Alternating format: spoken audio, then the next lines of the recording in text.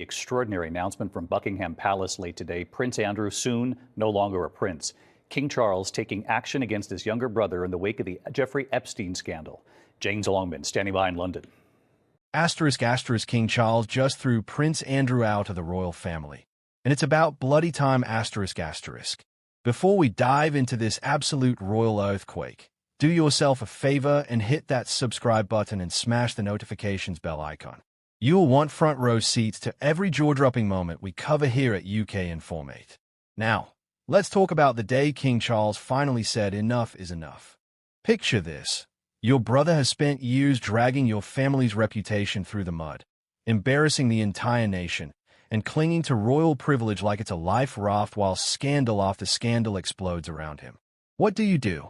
If you're King Charles III, you finally do what should have been done ages ago.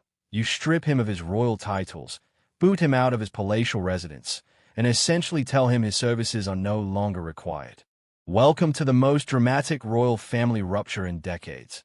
And honestly, it's been a long time coming. King Charles has initiated formal steps to strip Prince Andrew of his royal titles and remove him from his longtime residence at Windsor. Buckingham Palace called these actions necessary censures, which in royal speak is the equivalent of saying we have had quite enough of your nonsense. Thank you very much.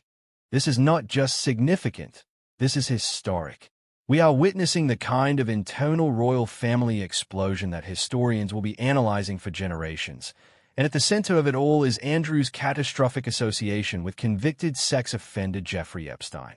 Now, let us address the elephant in the extraordinarily ornate room. Andrew's connection to Epstein has been hovering over the monarchy like a particularly ominous storm cloud for years. But the release of Virginia Giuffre's posthumous memoir, in which she alleges that Andrew sexually assaulted her when she was a teenager, became the final straw that broke the royal camel's back.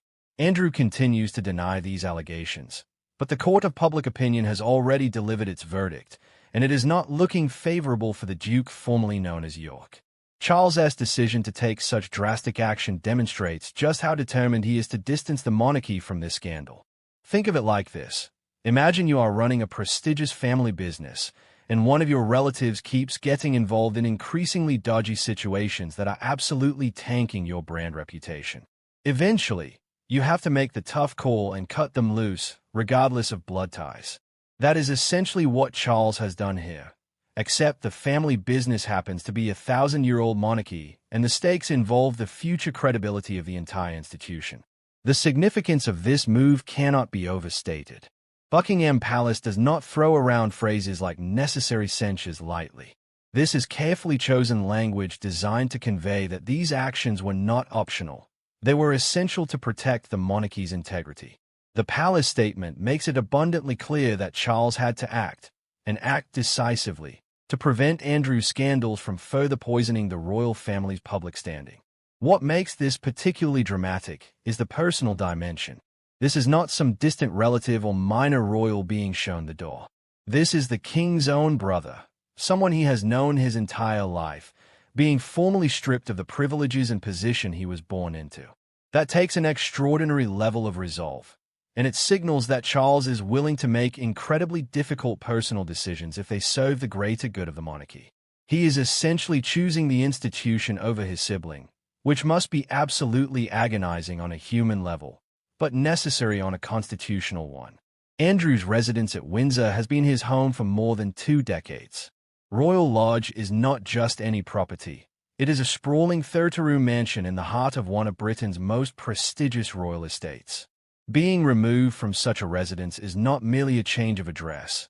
It is a symbolic exile, a very public demonstration that Andrew is no longer welcome within the inner circle of royal life. He is being pushed to the periphery, relegated to obscurity, and stripped of the trappings that have defined his entire existence. The Epstein scandal has haunted Andrew for years, but recent developments have made his position increasingly untenable. When Virginia Giuffre's memoir emerged, detailing her allegations in her own words, the public reaction was swift and unforgiving. People were outraged, not just at the allegations themselves, but at what they perceived as years of the royal family protecting Andrew from consequences. There was a growing sense that Andrew had been shielded, that he had been allowed to maintain his position and privileges despite behavior that would have ended anyone else's career in spectacular fashion. Charles's actions now are clearly aimed at correcting that perception. By taking such dramatic steps, stripping titles, removing Andrew from Windsor, issuing formal censures, the king is sending an unmistakable message. No one is above accountability, not even his own brother. This is about restoring public trust, demonstrating that the monarchy takes these matters seriously, and proving that royal blood does not grant immunity from consequences. The phrase necessary censures is doing some seriously heavy lifting in that palace statement. It acknowledges that these actions are punitive, that Andrew is being sanctioned, and that the monarchy recognizes the gravity of the situation. It also subtly implies that failing to take these steps would have been irresponsible, that the institution's credibility depended on Charles acting decisively. In other words, the king had no choice. The scandal had reached such proportions that doing nothing was no longer an option. What is particularly striking is how this represents a complete reversal of the monarchy's previous approach. For years, the strategy seemed to be damage limitation. Keep Andrew out of the public eye, strip away some responsibilities, hope the scandal eventually fades. But that strategy spectacularly failed. The scandal did not fade, it intensified. Public anger did not dissipate, it grew. And eventually, Charles realized that half measures were not going to cut it. Only a dramatic, unambiguous action would suffice. This move also reveals Charles's vision for the monarchy going forward. He is clearly committed to a leaner, more accountable royal family. One where privilege comes with responsibility, and where scandals are addressed swiftly rather than being swept under priceless Persian rugs. By taking such strong action against his own brother, Charles is establishing a precedent. The monarchy will not tolerate behavior that damages its reputation, regardless of who is involved. Of course, critics will argue that this action, while significant, still does not go far enough. Some believe Andrew should face legal consequences, not just the loss of titles and residences.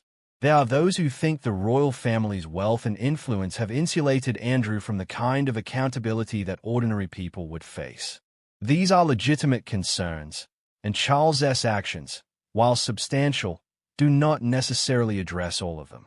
But within the context of what a monarch can actually do, within the limits of his constitutional role, this represents an extraordinary intervention. Thanks so much for watching. Until next time, keep it royal.